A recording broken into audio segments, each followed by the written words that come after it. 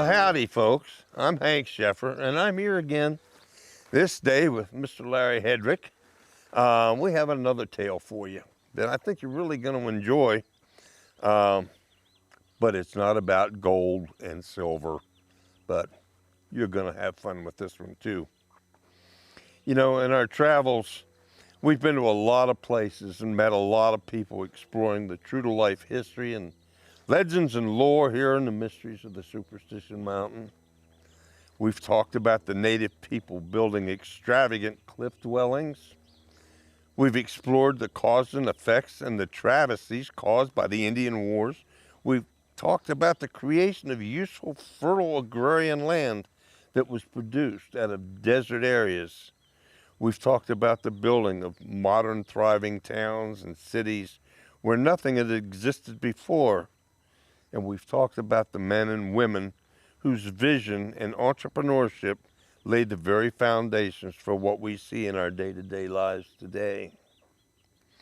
And of course, we've talked at length about gold and the many treasures that these old mountains have become famous for. We have seen such a wealth of adventure through our historical storytelling.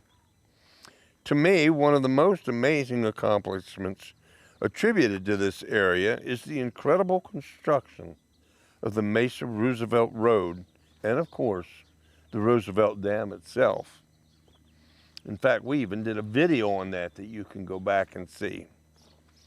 But with all that said, would you believe that one of the things that has intrigued me as much as anything, and don't think I'm crazy now, but I have to wonder how all these freighters managed to get all that material and the supplies up to the Roosevelt Dam by way of that skinny little road called the Apache Trail, using 20 mule teams to pull these huge wagons. I just can't figure out how they did that. Well, I know Larry Hedrick, the co-founder of the Superstition Mountain Museum, has been messing around with horses and teams and whatnot for a long time. Can you help me out with that, Larry? Well, you know, my family moved to California when I was 3 years old in September of 1941. And my first experience with a horse was right then, where we've got a picture of me and my brothers on a little Pinto. And you know, during the war broke out just a couple of months after we got there. And, you know, there were some trigger-happy soldiers at that time. There were spotlights in the air, and every time a plane flew over, they cut loose. And then there was a story about a submarine, Japanese submarine and all that. And my folks put my brother and I on a bus back to Oklahoma. And my grandfather had an old horse there that he had for years, and that horse was trained to just say, "Go get the cows," and he wouldn't go get cows. My grandpa put me on that horse, and no saddle, no reins, and said, hold on to his mane there, and he sent the horse off to get the cows. I didn't have to do anything. I just, you know, and I only say this not to anything about the expertise of horses and stuff, but as a child, I had no fear of horses. Yeah, well, my real experience didn't happen until I got to Arizona, and that was in the late 50s. And my dad was living in a trailer court down here in Mesa, and a lady there had a horse that she corralled across the street, and it needed exercising a lot, and I rode the devil out of that horse. And but really, you know, in '75, I met Tom Collenborn, and we started taking trips in the mountains. And if anything will get you seated in a horse and stay on a horse, it's the ups and downs. And yeah, then there was some pretty dangerous stuff going on there, and that's where you really get your confidence, when you can go in there and come out and never have fallen off your horse. And I even brought a team of mules. I only got one picture of that team of mules, but they were big mules. And when I bought them, the fella didn't really say much about them, except they were broke to ride and broke to pull. And I didn't trust them very much, so I had an old Army Jeep. So I rigged up a double tree and hooked them up to the bumper of that Jeep, and I drove around all over out here. Pulling the Jeep. Yeah, pulling the Jeep. And of course, I could step on the brake and throw it in reverse if I had to. Is that like, whoa? Whoa. And I bought the mules because I had a 3-inch ordnance rifle, Civil War cannon, and limber. And we were in a lot of parades with the cavalry unit that I developed. And I wanted to be able to pull the cannon in a parade with those mules. But everything worked perfectly on a rubber-tarred vehicle. But the moment I hooked them up to iron wheels, that one mule just took off at the end of the story. And I never did trust that mule to put him in a parade because of that. I'm really intrigued about the cavalry. What was the cavalry thing you mentioned? Well, because of the fact that I had the cannon, some Civil War reenactors contacted me. And when we got involved in the Civil War reenacting, some other guys wanted to make cannons, and I bought some wagons off an Indian reservation in New Mexico for the wheels and axles to make cannon with. And after I'd made 2 or 3 cannons for other guys, a fellow heard that I had all these wagons. I had 20 of them, and that's covered in another episode, by the way. But he wanted to make me a deal, and he invited me down to his place, and he opened up this shed. He had 20 McClellan saddles in there. Oh my goodness. And bridles and everything. And I traded him a saddle and a bridle for a wagon. And that's how the cavalry come into being. And for the next 15 years, we done public and non-public reenactments, and that was one of the most interesting hobbies I was ever involved in. One time we went with Fort Huachuca over to the Chiricahua Mountains, where one of the 5th Cavalry guys or 6th Cavalry guys owned a ranch. And if you got captured, you got thrown in the grain bin, and if you didn't get out, you were out of the game for the rest of the night. So it was a wonderful hobby, and I really enjoyed it. In your travels with all the horses and whatnot, did you ever deal with Red Wolverton? Seems like everybody who's ever dealt with a wagon or horses or stunts or anything else has bumped into Red Wolverton at one time or another. Yeah, Red Wolverton was managing Apache land, and you of all people ought to know that. But I got to know Red very well, and in fact, the cavalry was out there a couple of times, and we had a steak fry, and he was running a steak fry and stuff. And I got to know him so well that one time he was taking his Concord stagecoach and his 6-up team to Apache Junction to be in the Lost Dutchman parade. And I was amazed that he let me drive that 6-up for a while. You're kidding. And you know, there's a picture here of how you're supposed to hold the reins, and I just reached around and put my fingers over the reins just like he had his, and he handed them over to me, and he didn't say a thing to me, you know. I did, and driving along on a straightaway, everything was fine till we came to a long sweeping curve, and that's where I made my first mistake. I assumed those horses would naturally follow the road. Not so. Right off into the desert we went. And you know, that's when I learned that when you're driving a 6-up, is not like anything else. A 2-up, 4-up doesn't compare to a 6-up. Those horses are trained to respond to those reins, and they're going to do exactly what you tell them. And if you don't tell them, that's why I ended up in the desert. Exactly right. And I know there's got to be times that you can't tell all the horses to turn at the same time. You've got to turn the leaders first and the swing team second and the wheelers last. And I don't know how you I don't know how you do that with a 6-up.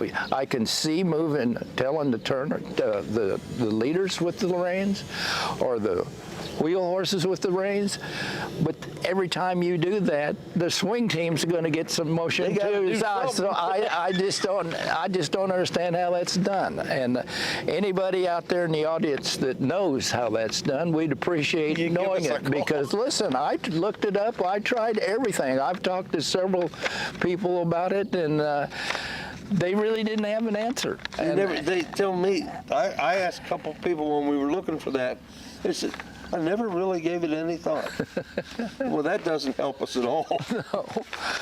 So anyway, you know, Red was interested in buying Apache land. It was up for sale. And every time he went in and tried to make a deal, the price went up. Every time. So he finally got discouraged with that, and he moved to Tucson. And he worked with the old Tucson studios, and still does as far as I know, except I just heard they closed. But he knew I had military saddles, he knew I had wagons, he knew I had a cannon, and he arranged to rent all that stuff for the movies when the need came up. And I remember this one specific time, you know, the Hubba Bubble Bubblegum commercials, you remember those? Oh, I sure do. Yeah. Big bubbles, no troubles. And so Red rented one of the wagons off of me for one of these Hubba Bubba Bubba commercials. He also rented saddles for another, in which my Cavalry wasn't involved in, just the equipment.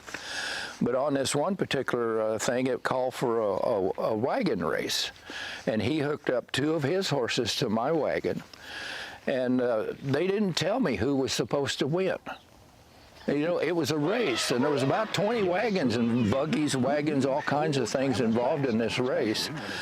And I just turned the horses loose, and man, I beat everybody. Never thought a thing about it. Who's supposed to win? Well, it turned out it was Red's daughter in another wagon who was supposed to win, and we had to reshoot that race. And anyway, as we got to the bottleneck where we were all coming together at the end of the race, I was pulling on the reins to slow the horses down, and they were responding, but very slow.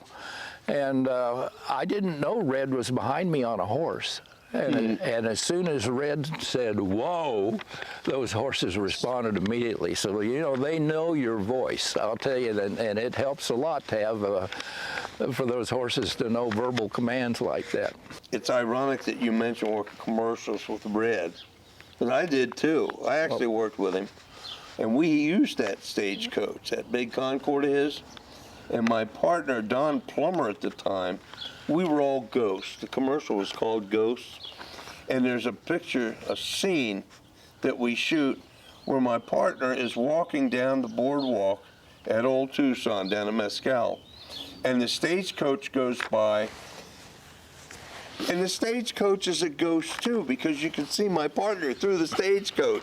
But here comes Red with that 6-up and that Concorde stage, and just went right by, and it was kind of a placid moment. It was just ghost on ghost. But working with Red was always, okay, well, let's do this. Maybe we'll do that. You know, everything was just really relaxed, but he knew what he was doing at all times. Well, now that we've talked about 2-ups, we've talked about the 4-ups and the 6-ups. But getting back to the topic that we started with, are these 20 mule teams. How in the world did they make that happen? How did they make those work? Because they don't have reins on every mule, do they? I mean, nothing silly like that. How did they do that? I wonder how many of our audience has ever heard the term, I don't know that guy from Adams off Ox. You know, by the time you get to an off ox, your relatives are pretty distant. But I want to explain that before we start this, because it's not really cussing. They think you're cussing, but you're not. You know, you have the near horse and you have the off horse. You have the near mule and you have the off mule, and that's where the word off ox comes from. He's the far one, because the riders usually ride the near one. Now, for example, we have a picture here of a Civil War cannon team pulling a cannon with a 6-up. and all the soldiers are riding the near horse, not the off horse. On the left side. On the left side. And that's important to know because when you're dealing with large teams, that's also the case. On a 20 mule team, the driver is usually riding the wheel horse on the near side, and he's controlling everything from that position. Your teams are the ones that are hooked right to the wagon. The first team is the wheel team. And these are usually horses, even with mule teams. They're bigger, they're stronger. And when you get into like a Silver King mine where you see 4 wagons and 20 mules, the wheel team is the one that's really putting the power into getting that thing moving. Although they're being helped by the other ones, the wheel team is the strong team. They're the low gear getting That's it. started. And that's the one, the near one, that the driver is usually riding. Then you have the swing teams. That's the ones in the middle.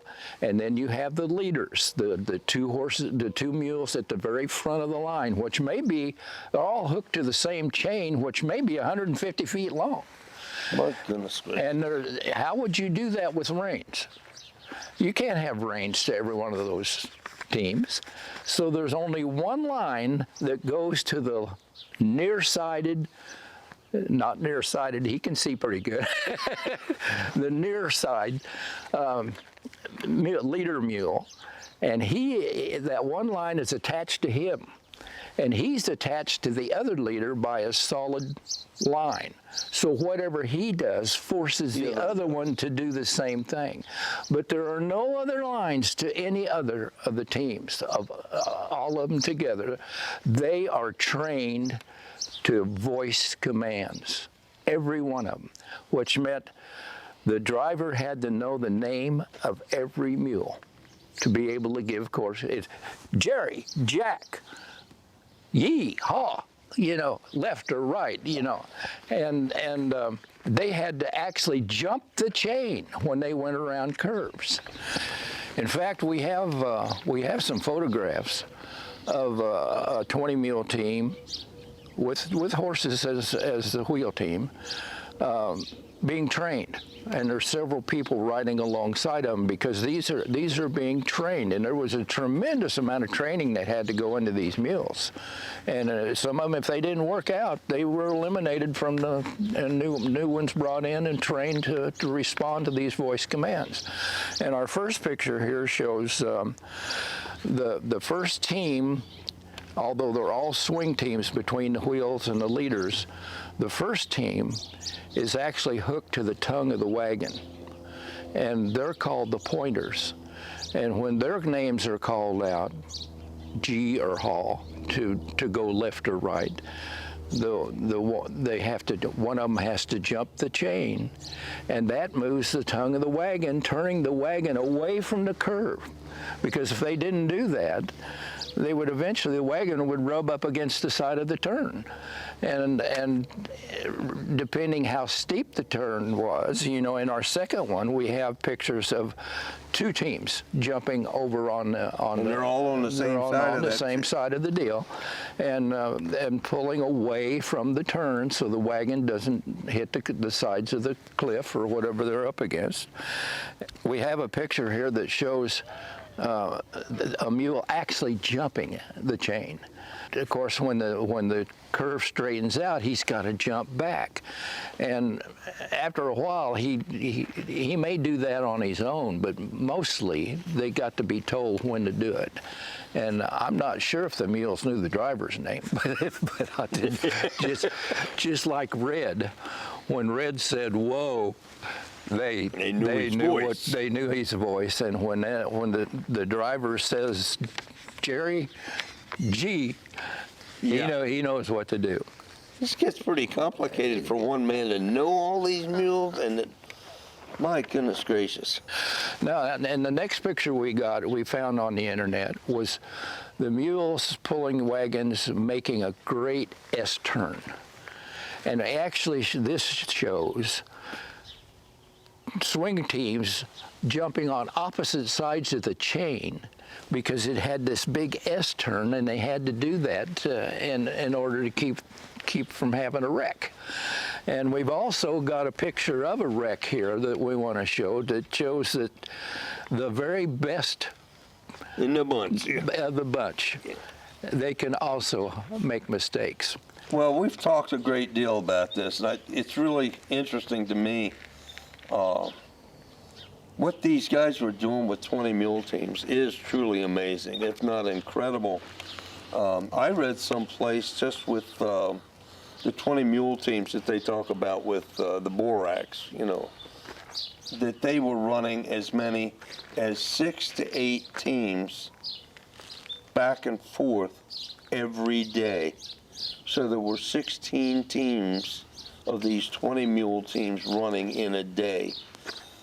And I mean, these guys that were piloting this stuff that's just amazing to me. And they were pretty highly well paid, from what I understand.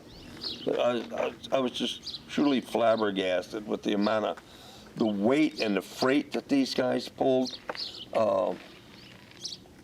3 of those wagons was over 70 tons, plus the weight of the wagon, which was 7 or 8 tons. It's just miraculous to me. But anyway, that gets us back to the Roosevelt Dam that we were talking about earlier, and the Roosevelt Road, which of course we know is Apache Trail, which is an incredible feat in itself. And unfortunately, as popular as that road got to be, as it stands right now, it's been closed for over a year because of a couple of rock falls. It's an important road, and it seems like we ought to be able to get that thing open somehow or another. Well, yeah, you're saying they was running 16 teams with these borax places. You know, they were running anywhere from 20 to 60 wagons a day on Apache Trail. And we have a picture, we have a drone shot here of what's left of the old Apache Trail. The only place really left of the old Apache Trail. And you talked earlier about that skinny little road. If you think that, how would you like to meet a team coming down while you're coming up on this road? Goodness. This video is something else, and it shows the old bridge abutment. The bridge is no longer there, but the stonework is still there. And this is really the only place that you can see any of the original Apache Trail to give you some idea of how narrow it was and what it must have been like to go around these corners. And also, the teams coming back from the dam probably weren't carrying anything. So all other teams had right-of-way. Well, sure. But it was their responsibility, the empty ones, it was their responsibility to make sure that when they came to a curve or downhill or something like that, to make very sure that there wasn't somebody coming up. If you have a team coming down and a team going up, how does one know that the other one's doing what it's doing? Because they don't have radios. We have radios today. Well, that's true, but the lead teams had an extension on their leather goods to hang bells off of. And you could, these were good-sized bells. These weren't little dinky things, and you could hear them quite a distance. But just like you're going to be on the freeway doing 70 miles an hour and you want to switch lanes, it's always best to have a visual. Yes, that can't hurt. And not depend on somebody honking their horn. So I really suspect that the empty teams did a visual before, because, you know, this one drone shot we're showing is almost half a mile long, and I don't think you could hear those bells half a mile away. So you got to make darn sure there's nobody coming. Because what would you do on a skinny thing with a drop off like it if you met each other? Oh my goodness, we talked about that wreck before. I shudder to think what a wreck would be like. I heard a guy tell me one time, I asked him about if there were any wrecks, and he says, yes, there was. And you never get over hearing that sound of mules screaming as they're being drug over. Oh. I wouldn't want to see or hear any of that. I don't want no parts of that. But you know, some of these Teamsters, you know, with a 10 up or a 12 up, which was common, would team together. And when they got to places like Fish Creek Hill, the back team would stop, unhitch their mules, and attach them to the back of the lead wagon. So you had mules pulling them down hills, but you had mules behind them dragging them back. And this was specifically to avoid having any wrecks. Now, in fact, did they have 20 mule teams on Apache Trail? Well, you know, we got all kinds of pictures of 10s and 12s and stuff like that. But yes, actually, there was a group, as near as I can count, had 24 teams. 24. 24. They were hauling a steam engine up to Roosevelt Dam, and here's a picture of the tremendous long line of, it looks like a mixture of horses and mules, but that steam engine was big and it was heavy, and it took a lot of pull to do that. Where were they taking the bloody thing? Well, he's taken it up to Roosevelt Dam. Well, yeah, I guess he was. Yeah, and unfortunately, Highway 88 is closed now because of the Woodbury fire and the monsoon storms that caused a landslide that has blocked the road. And we're all very concerned. You know, in 1987, State Route 88 was made into a scenic highway. And it is a very popular place. Even Teddy Roosevelt was amazed by the beauty and grandeur of Apache Trail. And all my relatives and friends that come out here, I take them to Fish Creek Hill. And of course, it's closed now. And my understanding was, in the beginning, they said they weren't going to open it. But the state has got some federal funds to make sure that happens. But I also hear that that they plan to wait until the vegetation regrows so they don't have to do it again real quick.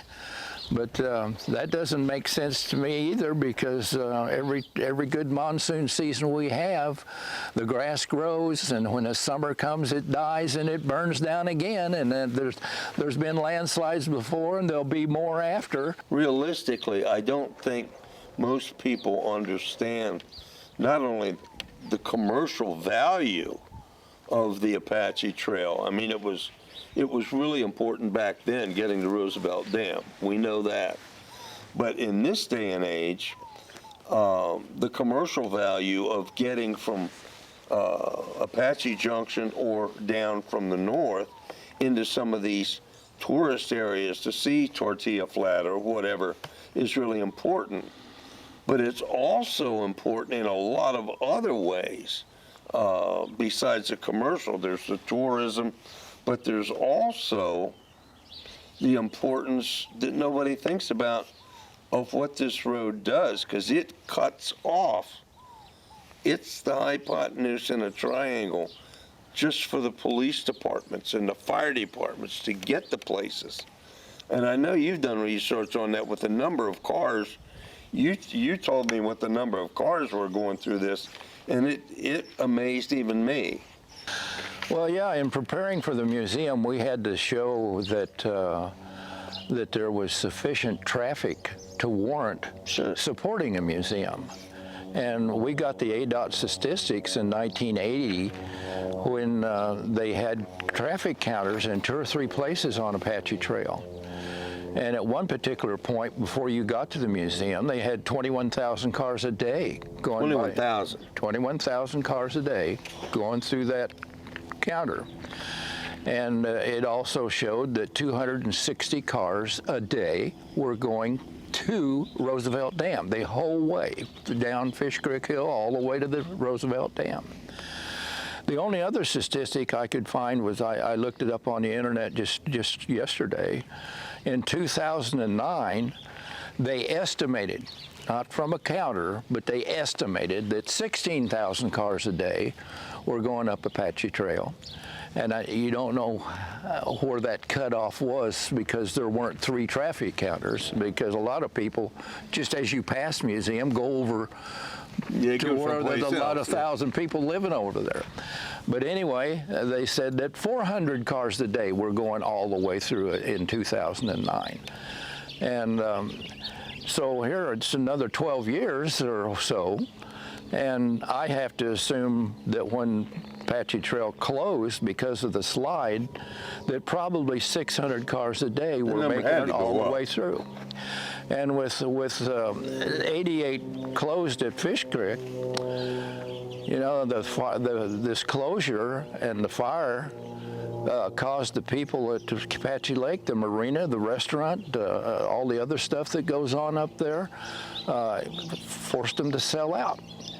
And I have it on good authority that, you know, it's 20 miles from Apache Lake to Canyon Lake. Sure. And the Maricopa County Sheriff's Office is charged with patrolling Apache Lake.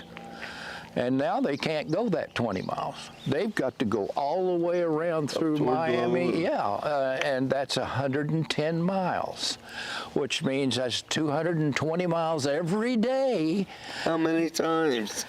That the Sheriff's Office is having to go up to Apache Lake.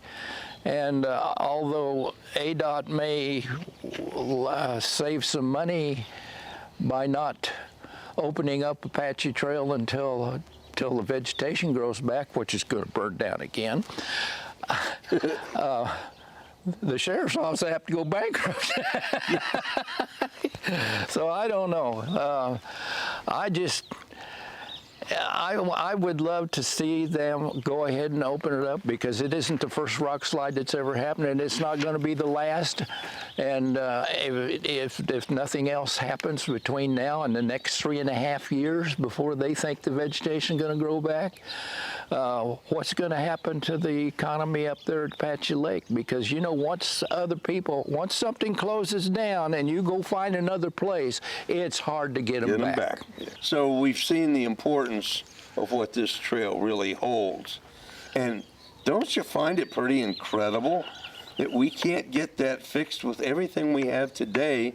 When they built the thing, they had a bunch of guys out there with wooden shovels and picks and a bunch of jackasses, and they built the thing to start with. And now all we got's a bunch of jackasses.